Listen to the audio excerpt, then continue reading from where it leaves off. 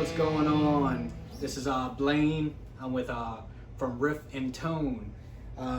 This is the first video I ever made. I created this video basically because I go on YouTube all the time and I look at guitars. I mean, that's one of my favorite things to do. And one thing that I noticed is that there's not a lot of videos on older guitars, specifically like super shredders, and that's my thing. I love the 80s guitar players, the 80s style.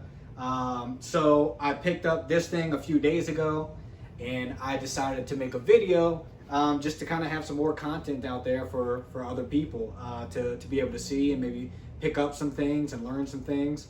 I surely don't know everything, but you know, at least it kind of builds a community where people can comment and kind of add to what I'm saying, and maybe get some more information out there. So this is a Charvel Model 4. The guy I bought it from said that it was the first run for the Model 4s, which was 1986. But a guy that I know told me that he thinks it's probably an 87, 88. I checked the serial number on the back, and that told me it was 93. So, really not sure exactly when this is from.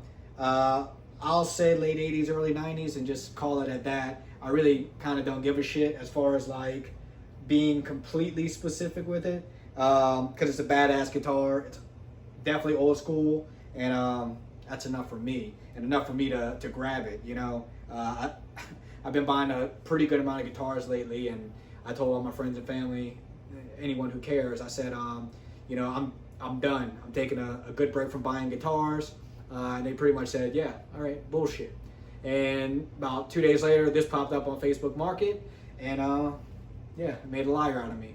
But I definitely don't regret it, because man, I love this thing. I really haven't put it down since I got it. So some of the specs on here is this. It has a JT6 tremolo. So this is a Jackson branded tremolo under Floyd Rose.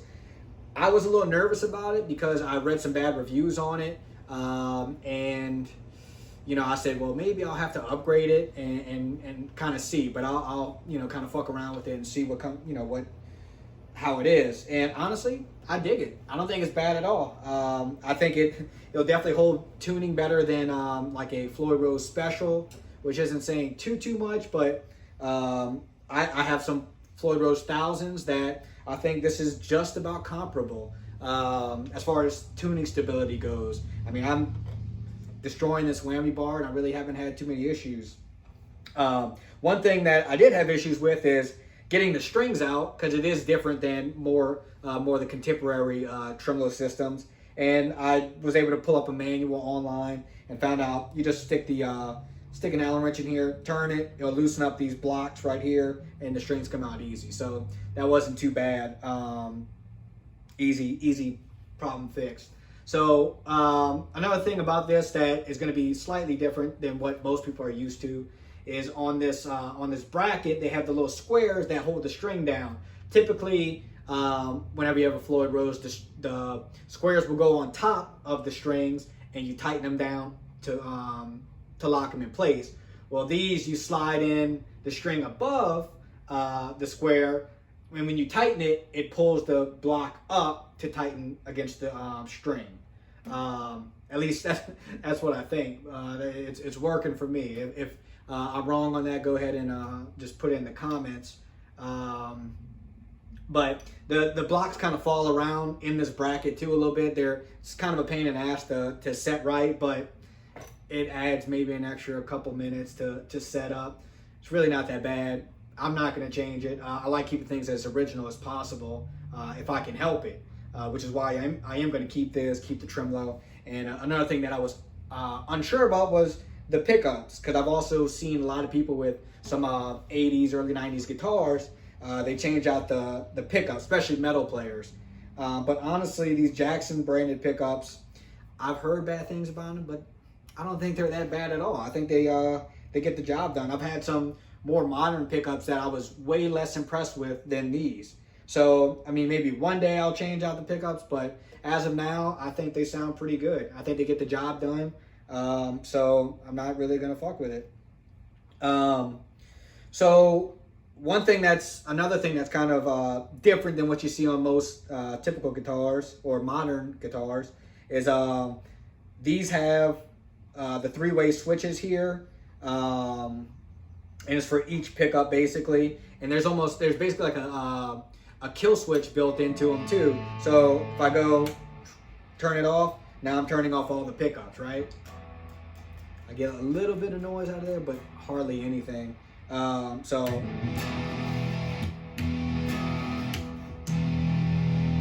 now on mine, this one was replaced for some reason. Maybe it broke, I don't know. So I kind of have 3 settings as opposed to left and right or up and down. I have where this is the front, the neck pickup is on, off, and now back on. No big deal to me. I don't really use the neck pickup too often anyway, so I really don't care. So this has a rosewood fretboard with the shark fin inlays, which are probably my favorite inlays. That's one of the things, me coming up as a guitar player, seeing all these guys play Jacksons, that's one of the standout things for me were these shark fin inlays. I just think they look badass. So that's a cool feature to the guitar. It's got the pointy Charvel headstock, which on a lot of their contemporary guitars have more of the Strat style, which is cool, but I like this old school look. I think it just looks sharper. It's just more badass. They have the Charvel by Jackson logo at the top. This has Jackson branded tuners. I think the neck is maple, but correct me if I'm wrong, I'm not sure. It has the old school bolt down block, which, you know, I prefer a neck through as far as getting up on these higher frets. This has 22 frets on it, but it's really not that big of a hindrance. I do have other guitars that are bolt on with a fatter neck, like you know, a fatter bolt on spot like this, and you kind of get used to it, and you just kind of learn how to play around it. It's not that big of a deal.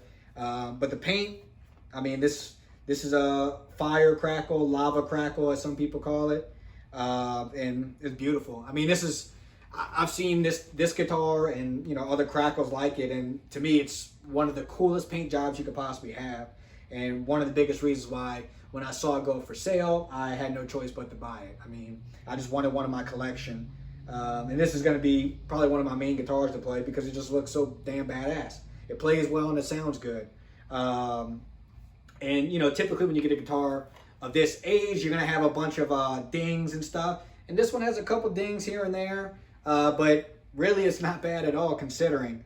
You know, I mean, and honestly with the Crackle paint job, it's pretty hard to notice. So I'm not complaining about that. So yeah, I just wanted to kind of show this thing off and talk about it, give a little bit of knowledge I have on it.